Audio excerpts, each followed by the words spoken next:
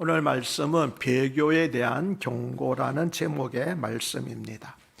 지난주에 말씀드린 것처럼 히브리서는 크게 두 부분으로 나눌 수가 있는데 1장 1절부터 10장 18절까지는 예수님은 어떠한 분이신가를 설명하는 교리 부분이고 10장 19절부터 마지막 13장 25절까지는 예수님을 믿는 성도들의 도리를 교훈하는 실천 부분으로 되어 있습니다.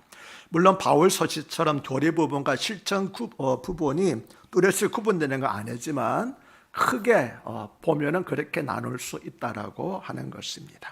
따라서 오늘 부분은 지난주에 이어서 예수님을 믿는 성도의 도리를 교훈하는 실천 부분이 되겠습니다. 오늘 보면은 밖으로부터의 핍박과 내적인 신앙의 혼란으로 인해서 갈등에 빠진 사람들이 예수님이 지금까지 말한 것처럼 어떠한 분이신 것을 잘 알면서도 배교하게 된다면 하나님으로부터 받게 될 무서운 심판을 생각하라고 하는 메시지입니다. 즉 불신앙에 대한 경고입니다. 히브리서에는 불신앙에 대한 경고가 모두 5번 나오는데 오늘 본문은 그 중에서 4번째 불신앙에 대한 경고입니다. 먼저 26절은 우리가 진리를 아는 지식을 받은 후 짐짓 죄를 범한 즉 다시 속자는 죄사가 없고라고 말씀합니다. 여기서 진리를 아는 지식이란 예수님을 믿음으로써 죄사함과 영생을 얻는다고 하는 구원에 관한 지식을 말합니다. 그리고 진리를 아는 지식을 받았다고 하는 것은 단순히 지식적으로만 알고 끝났다는 것이 아니라 그 예수님을 믿고 세례까지 받았다라고 하는 의미입니다. 그런데 그 후에 짐짓죄를 범하면 다시 속지 않은 죄사가 없다고 하는 것입니다. 우리 다 예수님 믿고 세례받은 사람들 있잖아요. 그래서 다시 짐짓죄를 범하면은 다시 속지 않은 죄사가 없다고 하는 무서운 경고의 말씀이 바로 오늘 말씀입니다. 그래서 많은 사람들은 여기에서 다시 속지 않은 죄사가 없다고 하는 부분에 주목하면서 두려워합니다. 그리고 예수님을 믿은 후에 죄를 범하면은 정말 다시 용서받을 수 없는 것일까? 어쩌면 나도 거기에 해당하는 것이 아닐까라고 의심하면서 염려하고 있습니다. 그러나 여러분 꼭 기억하시기 바라는 것은 16절의 초점은 짐짓죄를 범하면이라고 하는 짐짓이라고 하는 단어에 있다는 사실을 꼭 기억하시길 바랍니다. 여기서 짐짓죄를 범한다고 하는 것은 고의적으로 계속하여서 죄를 범하는 것을 의미합니다. 짐짓이란 말은 즐겁게 혹은 강력 없이라는 뜻으로 고의적, 의도적이라는 말이지요. 이것은 신자들이 약해서 범하는 죄나 무지해서 범하는 죄를 말하는 것이 아니라 기독교 전체를 아예 송두리째 포기하는 그런 죄를 말합니다. 즉 하나님의 아들이신 예수님을 짓밟고 그분의 죽음을 보통 사람의 죽음처럼 멸시하고 모독하는 것을 말합니다. 기독교를 교리로만 이해하고 주님과 인격적인 믿음의 관계를 맺지 못하는 사람들은 결국 이와 같은 상태에 빠질 수 있다라고 경고하는 것이 오늘 말씀입니다. 예수님을 믿은 후에도 누구나 죄를 범할 수 있습니다. 사도 베드로는 예수님을 알지 못하고 3번씩이나 부인할 때 저주까지 하면서 부인을 하였습니다. 저와 여러분도 또한 죄를 범합니다. 아무리 고룩하게 살려고 노력하지만 의지대로 되지 않을 때가 너무나 많이 있지 않습니까? 예수님께서 말씀하셨듯이 마음은 온이로되 뭐가 약합니까? 육신이 연약하기 때문입니다. 그러면 예수님을 믿은 후에 범한 죄는 정말 용서를 받지 못할까요? 그렇지 않습니다. 요한일서 1장 8절은 만일 우리가 죄가 없다고 말하면 스스로 속이고 또 진리가 우리 속에 있지 않을 것이라고 말씀합니다. 여기서 우리가 누굽니까? 불신자들이 아니고 믿는 사람들이잖아요. 그런데 우리가 만약 죄가 없다고 하면 전혀 죄를 짓지 않는다고 하면은 그건 거짓이라고 하는 거예요. 요한일서 1장 10절도 만일 우리가 범죄하지 아니하였다 하면 하나님을 거짓말하리로 만드는 것이니 또한 그의 말씀이 우리 속에 있지 아니하리라고 말씀합니다. 이 말씀은 비록 예수님을 믿고 구원을 받은 성도들이라 할지라도 여전히 죄를 범할 수 있다는 사실을 의미합니다. 어떤 사람들은 신자가 성령을 받으면은 그 후로는 언제나 죄를 이기고 죄를 범하지 않아야 하는 것으로 오해하고 있습니다. 그러나 그것은 우리 안에 약하고 악한 본성이 남아있는 한 불가능한 것입니다. 우리가 이 세상을 떠날 때는 가능한 것이지 전혀 죄를 짓지 않는 것은 살아있는 동안은 불가능한 것입니다. 점점 죄를 적게 지을 수는 있지만 아주 죄를 짓지 않는 것은 불가능한 것입니다.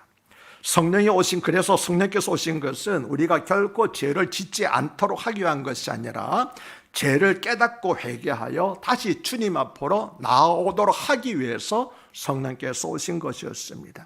이거는 제가 억지로 주장한 것이 아니라 예수님께서 하신 말씀입니다. 예수님은 요한복음 16장 8절에서 이러한 성령님의 사역에 대해서 말씀하시기를 그가 와서 죄에 대하여 의에 대하여 심판에 대하여 세상을 책망하리라고 말씀을 하셨습니다. 다시 말하면 성령이 깨닫지 못하게 하시면은 깨닫는 은혜를 주시지 않으면 죄를 범하고 난 다음에도 죄를 깨닫지 못하지만 성령이 오신 이유는 우리가 죄를 범했을 때 그것이 죄라는 것을 깨닫고 회개하도록 하기 위하여서 성령께서 오셨고 지금도 그 일을 하고 계신다는 것입니다. 그러므로 이미 구원받은 성도도 죄를 범할 수 있습니다. 그러나 고의로 계속하여 죄를 범하지는 않습니다. 저와 여러분도 역시 날마다 크고 작은 죄를 범하고는 있잖아요. 그렇지만 고의로 범하지는 않습니다. 그리고 죄를 범한 후에는 연약하게 죄를 범한 후에는 즉시 죄를 깨닫고 요한일서 1장 9절에 만일 우리가 우리 죄를 자백하면 그는 미쁘시고 의로우사 우리 죄를 사하시며 우리를 모든 불의에서 깨끗게 하실 것이라는 말씀을 붙잡고 회개하면서 다시 주님께 나오게 되는 것입니다. 그러나 예수님을 통해서 드려진 희생제사의 효력을 거부하고 계속적으로 범죄하는 사람에게는 다시 속죄할 수 있는 제사가 없다는 것입니다. 왜냐하면 그러한 사람은 의도적이고 자발적으로 배교하였으며 유일한 구원의 방법인 예수 그리스도의 속죄 사역을 거부하였기 때문인 것입니다. 히브리서 1차 수신자는 기독교 유대인들입니다. 이들은 핍박과 신앙적 혼란 등으로 인해 기독교에서 유대교로 돌아가려는 갈등에 빠져 있었습니다. 이 중에는 단순히 무지로 인해서 예수님에 대한 믿음을 버리고 율법으로 돌아가는 사람도 있었지만 자기 편의를 위해서 고의로 들어가려는 사람도 있었을 것입니다. 히브리서 저자가 경고하는 사람은 전자가 아니라 바로 후자, 고의로 돌아가려는 사람들에 대해서 경고한 것입니다. 고의로 예수님을 거부하는 사람, 즉 완전한 속죄 제사를 거부하는 사람들에게는 다시 속죄하는 제사가 없다. 다시 말하면 예수님 외에 또 다른 속죄 제사를 요구하는 것인데 그런 제사가 어디 있겠느냐? 그런 제사는 없다라고 말하는 것입니다. 즉 다시 속죄하는 제사가 없다는 말의 원뜻은 이제는 더 이상 죄를 위한 제사가 또 다른 제사가 남아있지 않다라고 하는 그런 뜻입니다. 그리고 더 이상 죄를 위한 제사가 남아있지 않다는 것은 구원의 기회가 더 이상 주어지지 않는다는 것입니다. 사실 그렇지 않습니까? 영원한 대제사장이신 예수님께서 자신의 몸을 단번에 완전한 속죄 제물로 드리심으로써 반복적으로 드려야 하는 짐승의 제사, 구약의 제사를 폐기하셨는데 예수님의 속죄를, 그 속죄를 믿지 않는다면 우리에게 또 다른 무슨 제사가 남아있겠습니까? 하나님의 마지막으로 아들까지 주셔서 속죄하는 방법을 주셨는데 그것까지 거부한다고 그러면 도대체 하나님께서 우리에게 무슨 방법으로 속죄제사를 줄 수 있겠습니까? 그래서 예수님을 거부하면 또 다른 속죄제사는 없다고 하는 말씀이 바로 이 말씀인 것입니다. 그래서 27절은 오직 무서운 마음으로 심판을 기다리는 것과 대적하는 자를 태울 맹렬한 불만 있으리라고 말씀합니다. 새 번역은 27절과 28절을 우리가 진리에 대한 지식을 얻은 후에도 짐짓 죄를 짓고 있으면 속죄의 제사가 더 이상 남아있지 않습니다. 남아있다고 예상할 수 있는 것은 무서운 심판과 반역자들을 삼킬 맹렬한 불뿐입니다라고 번역을 하였습니다. 심판을 기다린다는 말에서 기다린다고 하는 말은 원래 선물이나 보상을 기다리는 것처럼 희망적인 것에 대한 기대감을 나타낼 때 사용하는 말이었습니다. 하지만 여기서는 무서움과 두려움과 초조함에 휩싸인 기다림을 가리키는데 그 기다림의 결과는 맹렬한 불심판이라는 것입니다. 그 심판은 맹렬한 불입니다. 예수님은 여러 차례 지옥불의 존재를 말씀하셨습니다. 마태복음 18장 9절에서는 만일 너의 눈이 너를 범죄하게 하거든 떼어내어 버리라. 한 눈으로 영생에 들어가는 것이 두 눈을 가지고 지옥불에 던져지는 것보다 나으니라고 말씀하셨으며, 마가복음 9장 43절에서는 만일 너의 손이 너를 범죄하게 하거든 찍어버리라. 장애인으로 영생에 들어가는 것이 두 손을 가지고 지옥, 그 꺼지지 않는 불에 들어가는 것보다 나으니라고, 지옥불이 반드시 있다라고 하는 것을 말씀을 하셨습니다. 사도 요한도 요한계시록 20장 10절에서 또 그들을 미혹하는 마귀가 불과 유황못에 던져지니 거기는 그 짐승과 거짓 선지자도 있어 세세토록 밤낮 괴로움을 받으리라고 하였습니다. 그래서 예수님을 거부하는 자, 여전히 죄 가운데 사는 자들에게는 맹렬한 불심판이 기다리고 있다는 사실을 성경이 증언하고 있습니다.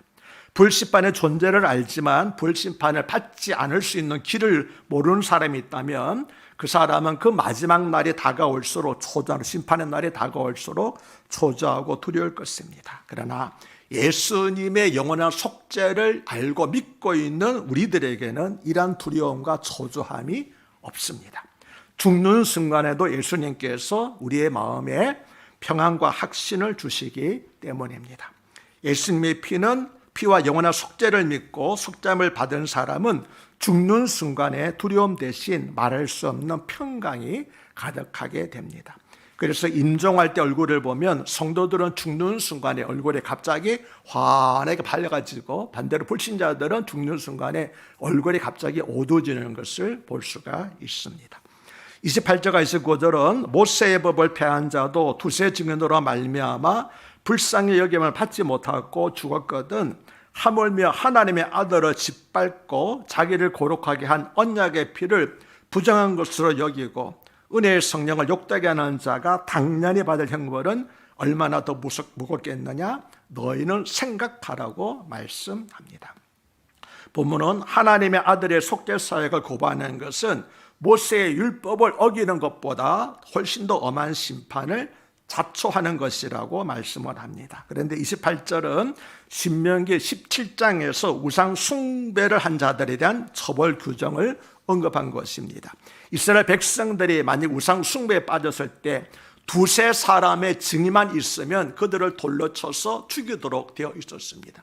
모세의 율법을 정한 자도 두세 사람의 증인만 있으면 돌에 쳐서 죽여버렸는데, 하물며 거룩하신 하나님의 아들을 부정하는 자에게는 얼마나 더 무서운 심판이 있겠느냐. 그거 당연한 거 아니냐. 모세의 율법을 거부하는 자들도 죽었는데 하물며 하나님의 아들을 거부하는 자들은 어떻게 살 수 있겠느냐. 더 엄한 심판이 있는 것은 당연하지 않느냐라고 말씀하고 있는 것입니다. 29절은 이 형벌을 받게 될 사람들의 특징 세 가지를 알려주고 있습니다. 첫째는 하나님의 아들을 짓밟습니다. 주님을 알고도 떠나는 사람은 마치 주님을 짓밟는 것과 같습니다. 둘째는 죄인이었던 자신을 거룩하게 해주신 예수님의 언약의 피를 부정한 것으로 여깁니다. 다시 말해 언약의 피가 아무 소용이 없는 것으로, 무익한 것으로 여깁니다. 주님의 피는 죄인을 깨끗하게 하는 거룩한 피입니다. 그러므로 주님을 떠나는 사람은 주님의 거룩하신 피를 무용한 거로, 짐승의 피처럼 갇혀있는 것으로 여기는 것과 같은 것입니다. 셋째는 은혜의 성령님을 욕되게 하는 것입니다. 성령님은 죄인을 진리로 인도하시고 예수님을 믿게 하시고 죄를 회개토록 하시기 위해서 오신 분이 있습니다. 이러한 성령님의 은혜로 예수님을 만난 사람이 예수님을 떠나는 것은 결국 은혜의 성령님의 사역을 모욕하는 것, 무시하는 것이 된다는 것입니다. 이어서 너희는 생각하라고 한 것은 단지 형벌의 무서움만을 생각하라는 것이 아닙니다. 기독교에서 유대교로 돌아가려고 하는 것을 신중히 생각하고 바르게 판단하라라고 하는 그런 의미가 되겠습니다. 왜냐하면 그것은 유대교에서 기독교로 돌아가는 것은 무슨 죄와 같습니까? 하나님의 아들을 거부하는 것과 같기 때문에 너희가 이 일을 신중하게 생각하고 바르게 판단하라고 한 것입니다. 오늘날에도 교회에 실망하여서 교회에 나가지 않는 사람들이 있습니다. 우리는 이들을 가리켜서 가나안 성도라고 그러죠. 왜 가나안 성도라고 그럽니까? 안 나가를 거꾸로 말해서 가나안 성도라고 말합니다. 그러나 비록 한 지역 교회를 떠날지라도 예수님을 떠나지는 말아야 됩니다. 교회가 다 그렇다고 단정하지 말고 그렇지 않은 교회도 많이 있으니까 기도하면서 좋은 교회를 찾아야 되지, 한 교회가 싫다고 그래가지고 모든 교회가 다 그래가지고 떠나버리면 결국 뭡니까? 하나님의 아들을 거부하는 것 같은, 그래서 멸망을 자초하는 어리석은 일이 된다는 것이지요. 30절은 원수 갚는 것이 나에게 있으니 내가 갚으리라 하시고, 또 다시 주께서 그의 백성을 심판하리라 말씀하신 것을 우리가 아노니라고 말씀을 합니다.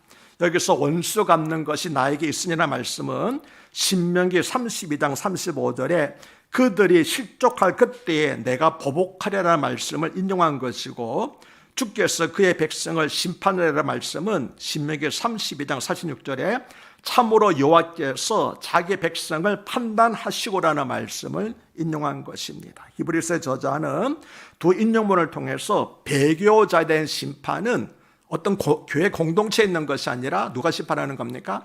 하나님께서 친히 심판하는 것이라고 하는 것을, 그렇기 때문에 이 일을 엄히 생각해라고 그렇게 말하고 있는 것입니다.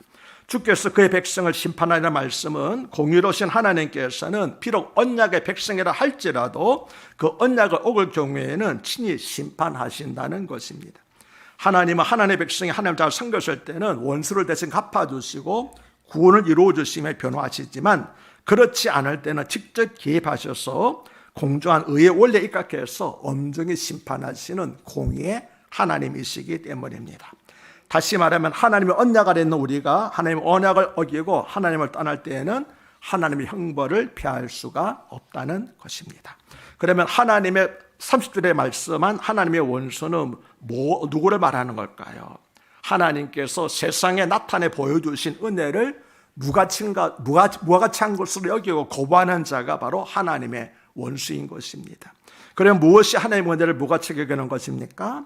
그것은 하나님 은혜를 말하면서도 정작 다른 것에 가치를 두고 사는 것입니다. 하나님은 이러한 사람들을 원수라고 말씀하시고 반드시 그 원수를 갚으신다는 것입니다. 그러므로 무엇이 하나님의 진정한 원수인가를 바로 알아야 됩니다. 죄를 짓는 것, 연약해서 죄를 범하는 것, 그게 하나님의 원수가 아니라는 것. 오늘 본문에서 뭐가 하나님의 원수라고 합니까? 하나님의 은혜를, 성령을 모독하고 하나님의 아들을 짓밟는 것, 거룩한 피를 부정하고 여기는 것, 이것이 바로 하나님의 원수되는 삶이라고 하는 것이죠. 우리가 연약해서 또 알지 못해서 죄를 범할 때 하나님께서 이 왼수하고 그러는 게 아니라는 것이에요. 고의로 반복해서 하나님 은혜를 거부하는 자, 예수님의 거룩한 피를 부정한 것으로 여기는 자, 성령 깨닫게 하시는 그 회개하도록 욕과 초과하시는 그걸 거부하는 자, 이런 자들이 바로 하나님의 원수로 살아가는 것이지요. 따라서 이러한 사람은 반드시 하나님으로부터 심판을 받게 된다는 것이지, 우리가 예수 믿고 난 다음에도 연약해서 또는 알지 못해서 죄를 범할 때 하나님 심판을 받느냐? 그건 아니라는 거예요. 그렇기 때문에 오늘 말씀을 통해서 여러분 꼭 오해하지 마시기를 바랍니다. 진지 죄를 범하는 자가 하나님의 원수고 용서받지 못한다는 것입니다. 사실 예수님의 죽으시면은 하나님의 용서와 구원만 있는 것이 아니라 죄에 대한 하나님의 심판 의지까지 담겨 있습니다. 죄에 대해서는 기업고 심판하신다는 것이 하나님의 변하지 않는 의지입니다.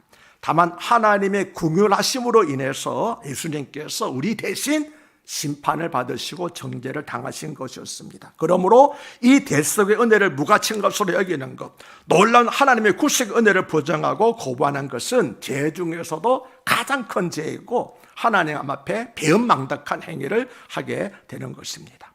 31절은 살아계신 하나님의 손에 빠져 들어가는 것이 무서울진저라고 말씀을 합니다. 이 말씀은 사무엘하 24장에서 다윗 왕이 인구 조사를 한 후에 심판을 받을 때 여호와께서는 긍휼이 크시니 우리가 여호와의 손에 빠지고 사람의 손에 빠지지 아니하기를 원하노라고 한 말을 인용한 것입니다. 갓 선지자는 하나님의 말씀을 전하면서 이렇게 말했습니다. 왕의 땅에 7년 기근이 있을 것입니까? 혹은 왕의 원수에게 쫓겨 석 달 동안 그들 앞에서 도망할 것입니까? 혹은 왕의 땅에 4월 동안 전염병이 있을 것입니까? 왕은 생각하여 보고 나를 보내신 하나님에게 무엇을 대답하게 하옵소서. 이 말을 들은 다윗이 뭐라고 말합니까? 내가 고통 중에 있도다. 청하건대 여호와께서는 긍휼이 크시니 우리가 여호와의 손에 빠지고 내가 사람의 손에 빠지지 아니하기를 원하노라고 대답을 했는데, 이것이 바로 하나님의 손에 빠진다는 것인데, 여기서 우리가 오해하지 마시길 바랍니다. 왜냐하면 그가 하나님의 손에 빠지기를 원한다고 그랬을 때에 하나님께서 가볍게 넘겨줬습니까? 3일 동안 7만 명을 죽이셨습니다. 뭘 말하고 있습니까? 다윗이 지혜롭게 판단했다는 거 아닙니다. 하나님께서 빠진다는 것이 얼마나 무서운가를 너희가 경솔하게 경홀히 여기지 말라고 하는 그런 경고의 말씀인 것입니다. 다시 말하면 다윗은 하나님의 사람의 손보다 하나님의 손에 빠지기를 원하였지만 본절의 요점은 다윗의 선택 여부에 있는 것이 아니라 죄를 범할 경우에 하나님의 손에서 벗어날 수 없으며 하나님의 심판은 무서운 심판이라는 것을 보여주고 있는 것입니다. 여기서 하나님의 손에 빠져들어가는 것은 거대한 싱크홀에 빠져들어가는 것처럼 하나님의 심판을 받는 것을 묘사한 것입니다. 하나님의 손에 빠져들어가는 것은 하나님의 심판이 시작되면 결코 빠져나올 수가 없다는 겁니다. 마치 늪에 빠지듯이 싱크홀에 빠지는 것처럼 빠져나올 수 없다는 것이죠. 하나님의 손에 빠져들어가면 다시 용서받을 길이 없고 다시 속죄하는 그 제사가 없습니다. 심판의 순간이 오면 그곳으로 끝입니다. 그래서 무서운 것입니다. 하나님의 손에 빠져들어가는 것, 하나님의 심판에 들어가는 것이 무섭다고 하는 것이죠. 왜냐하면 그것으로 끝나기 때문에. 그래서 무서울 진저라고 하는 것은 무섭다는 말을 강조한 말이에요. 여러분, 하나님의 손에 빠져들어가는 것, 하나님의 심판에 받는 것이 얼마나 무서운 일인지를 여러분 꼭 기억하시기를 바랍니다. 당시 기독교 유대인들은 율법의 형식을 지키기만 한다면은 유대인들의 눈총을 받지 않고 비난을 받지 않을 수 있었습니다. 그런데 그들로부터 받는 눈총과 비난은 하나님의 손에 빠져들어가는 심판에 비하면 아무것도 아니었습니다. 우리가 지금 겪고 있는 어려움과 주변 사람들의 눈총과 비난이 우리를 주님 앞에서 등을 돌리게 할 수 있습니다. 그러나 심판의 무서움을 안다면 그 무서운 일이 하나님의 손에 빠져들어가기 전에 빨리 회개하고 하나님께로 돌아와야 할 것입니다. 오늘 본문은 새 언약 속에 있는 초대교회 성도들에게 예수 그리스도를 떠난 배교자들의 말로를 그들이 받을 심판을 기억하라고 한 것입니다. 너희들이 그렇게 된다는 것이 아니고 그들이 받을 심판을 기억하라고 경고한 것입니다. 외적으로 신앙 고백했던 자들의 진리를 떠나 복음에 반응하지 않고 모이게 힘쓰지 않고 오히려 하나님의 말씀을 불신하며 성도들에게 적대시하였습니다. 이러한 죄를 범하지 말라는 겁니다. 즉 본문에서 말하는 죄는 우리의 연약함과 신앙적 태보로 인해서 오는 그런 죄를 말하는 것이 아니라 적극적으로 그리고 계속해서 고의로 주님을 부인하는 죄를 말하고 있습니다. 배교자들은 한때는 열심히 신앙생활을 했던 사람들이었습니다. 그러나 그들이 지은 죄는 29절에서 말씀하신 것처럼 하나님의 아들을 짓밟고 새 언약을 부정한 것으로 여기고 은혜의 성령을 욕되게 한 것이었습니다. 실제로 그들은 열심히 했지만 사실 그들의 열심은 거짓 열심, 가짜 열심에 불과했다고 하는 것이지요. 히브리서를 읽는 독자들도 배교 유혹을 받고 있었습니다. 이미 많은 사람들이 배교 유혹에 넘어가서 교회를 떠나고 오히려 성도들을 핍박하고 있었습니다. 이러한 환경 처지 가운데서 히브리서 저자는 남아있는 성도들에게 이 히브리서는 유대교에서 개정한 그리스도 유대인들을 기독교에 개정한 유대인들을 상대로 썼다고 했잖아요. 그 남아있는 사람들에게 강력하게 경고가 아니라 호소하고 있는 것입니다. 여러분은 예수님을 떠나면은 영원히 죽게 됩니다. 우리가 잠시 고난을 당한다 할지라도 그 잠시 당할 어려움 때문에 떠나게 되면은 우리가 영원한 고난, 영원한 심판, 불심판을 받게 됩니다. 그러므로 결코 주님을 떠나지 마시고 주님의 몸인 교회를 떠나지 마십시오. 오직 우리의 대제사장 계신 예수님만 의지하고 붙잡으시길 바랍니다. 라고 한 것이 오늘 본문을 기록한 저자의 의도인 것입니다. 사실 오늘 말씀은 아까 처음 말씀드린 것처럼 예수 믿고 난 다음에 죄를 범하면 용서받지 못하는가 봐. 이것이 아닙니다. 고의로 억지로 반복해서 죄를 짓는 그런 죄를 범하지 말라. 그것은 하나님의 아들을 짓밟고 예수님의 피를 거룩한 피를 부정한 것으로 여기고 성령을 모욕하는 것이니까 그런 죄를 범하지 말라고 경고하는 것이고 다음 주에 살펴보겠지만 다음 주에서는 이 히브리서 저자가 여러분의 신앙을 참 잘하고 있습니다라고 그렇게 위로하는 내용으로 되어 있습니다. 저도 마찬가지입니다. 여러분처럼 이렇게 수요일 날 저녁에 나오시는 분들이 뭘 하나님부터 꾸준히 맡겠습니까? 여러분의 신앙성이 없습니다. 다음 주에 여러분이 얼마나 신앙을 잘하고 있는지 칭찬하고 격려하는 말씀을 드리겠습니다. 다만 우리도 연약하기 때문에 그런 유혹을 받을 수는 있잖아요. 너무 환경이 어려우면 잠시 흔들릴 수 있잖아요. 그럴 때 여러분 흔들리지 말라고 이 말씀을 우리에게 들려주고 계신 것입니다. 기도하겠습니다. 하나님 아버지, 성령님의 은혜로 저희를 진리 가운데로 인도해 주시고 예수님을 믿고 속됨을 받게 해주셔서 감사드립니다.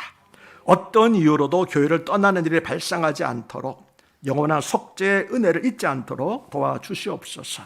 주님을 영접하고도 계속해서 죄를 범하지 않도록 도와주시옵소서. 어떤 언행으로도 주님을 짓밟는 일이 없게 하시옵소서. 나를 거룩하게 하신 언약의 피를 부정하게 만드는 일이 없게 하여 주시옵소서. 은혜를 베풀어 주시는 성령을 부인함으로써 성령을 욕되게 하는 일이 없게 하여 주시옵소서. 그래서 결코 하나님의 손에 빠져들어간 일이 없게 하여 주시옵소서. 어렵고 힘들수록 더욱 예수님께 집중하고 의지하는 삶을 살아가게 하여 주시옵소서. 우리 주 예수 그리스도를 받들어 간곡히 기도드리옵나이다. 아멘.